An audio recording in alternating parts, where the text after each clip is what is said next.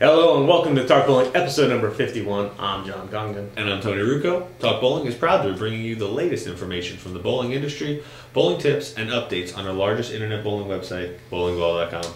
Nice. We're back. It's been a long time. This is very weird sitting here again. Yeah, it seems odd. Apologize for the lack of episodes. It was my fault. I've been out with some health issues. I won't go into it with everyone, but I'm fine now. And it was just, I wasn't here most of the time and I wasn't able to come in. Our day starts very early and painkillers were making it impossible for me to be here that early. So we apologize. Hopefully we're back. We have some in and out. John has some travel plans and yeah, I'm not going to be here next week. But we're kind of back on schedule. Yes. So at least I'm feeling better, so maybe I'll pull Jones in. Probably not, but maybe. We'll see. I doubt, because then you got to edit it. And yeah, no, we're not going to do that. We won't be here next week. All right. But look for us again in 2 weeks. How about that? For sure. All right, let's start off. Last episode, Spencer asked if he could add side weight to his bowling ball. Right. And we answered it. But then he wrote back, he left a comment, and he said he misspoke. He meant to say, he put a weight hole in for the ball to come in harder at the end, essentially giving it side weight. I'm very sorry about how I asked the question. I was in a hurry and wrote it very quickly. Right, and the best answer is you can put a hole in the ball after the fact, even if the ball driller hasn't taken that into account, but it's only going to affect static weights. And we've talked about static weights before, and we hope and we think USBC is close to getting rid of the static weight rules, so it may or may not really affect ball motion. A static weight is not a big factor anymore. You probably have more luck altering the surface of the ball to make the ball break harder. But you can put a hole in the ball, but just keep in mind, all you're going to do is you're going to change static weights. That won't increase or decrease flare? Usually you can't. Usually if you haven't allowed for the size hole you need to actually increase flare, you need a 1-inch hole by 2 inches deep to actually start to increase flare. And usually, if you haven't allowed for that much side weight to take out of the ball, if you have enough side weight in the ball to put a 1x2 hole, the ball's illegal technically right now, most likely. Gotcha. I mean, because it's going to take out a decent amount of weight. So you can put a hole in the ball, but it's probably not going to do much. I would play with the cover stock at that point because they're definitely proving static weights aren't that big of a factor, right, in the order of things. So. Hope that was a little more clear. I hope so, and I hope we didn't annoy anybody and not get to the answer quick enough. But I think never mind. Yeah, we won't even touch on that. All right, we're going to change things up a little bit. We're going to go with a little industry news because it's kind of impressive to me, anyway. Yeah, Kelly Kulick is making, I guess, noise in the industry. She's doing a lot of things that.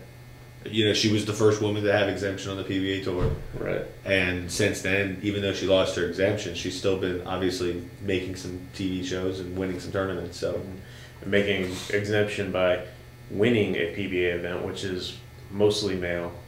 So it was big news. I think we did talk about it before. Yeah. But this year, she also won the USBC Queens and the Women's US Open in the same year, which hasn't been done before. So, again, more history being made by her, and those are two of the women's major tournaments.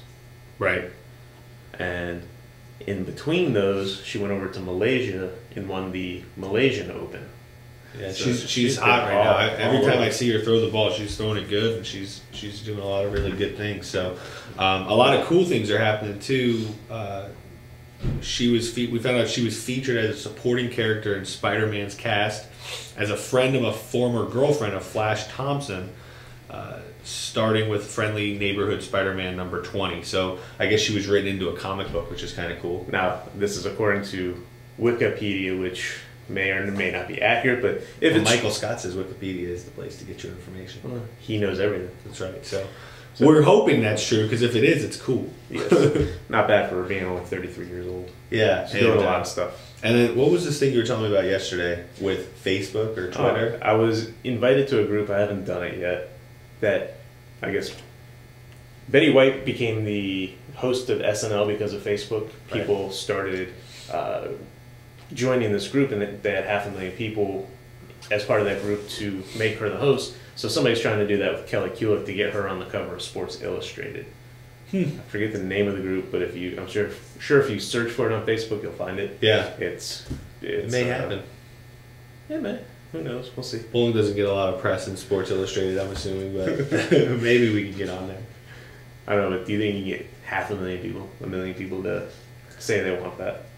Supposedly there's, 2.2 million sanctioned league bowlers. You would think that they would get in on that or something. Most of them probably a little bit younger that can do Facebook. Yeah, so we'll see. We'll see. Check that out, and it'd be interesting to see. Yeah, if we could make something like that happen.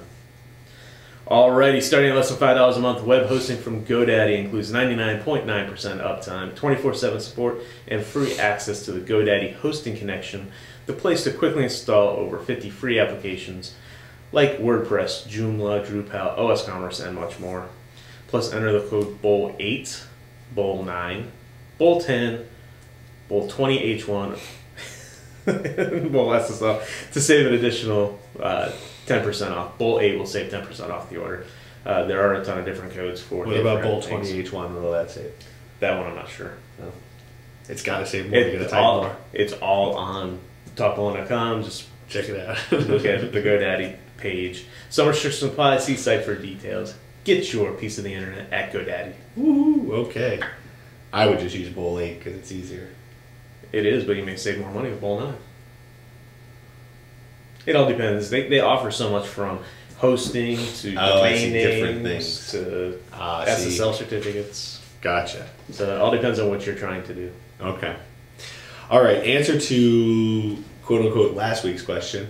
Last month. Our last question asked was, on March 30th, 1966, Jim Kramer and Alan Milligan were teammates that had the exact same triplicate score. What was the score?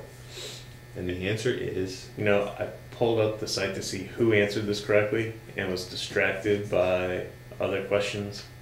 Basically, the one of... Oh, that whole thing, yeah. The answer is 179. And we know some people got it right. So congratulations. Yes. So that means there were 6 179s bowled back to back. Right, all together. So pretty crazy. Yeah, now keeping with our triplicate theme, this week's question is, what was the highest triplicate score recorded before the first 900 series? We know there were 900 series thrown, so don't answer that. Right, we're saying before Jeremy Sonnenfeld threw the it. first 900 series, what was the highest triplicate score recorded? Right. Just the score, that's all you have to tell us. Nothing else. Because you don't know who. No, I know who. Oh. But I don't expect him to know who. Gotcha. I don't know how we know who.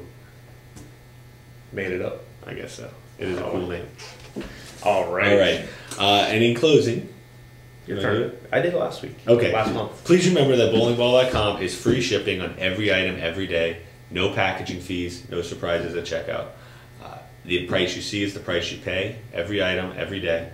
And right now, you can also save an additional $5 off every order $30 or more. Enter promotion code May 2010 at checkout. Yes, that'll work until June, if it's still going. If it's still going. Yeah, so you can save an additional $5 off, plus there's no packaging fees. So now's the time to buy. Prices are very, very low right now. And that can't stay that way for long. Thank you for watching. Thanks a lot. Bye.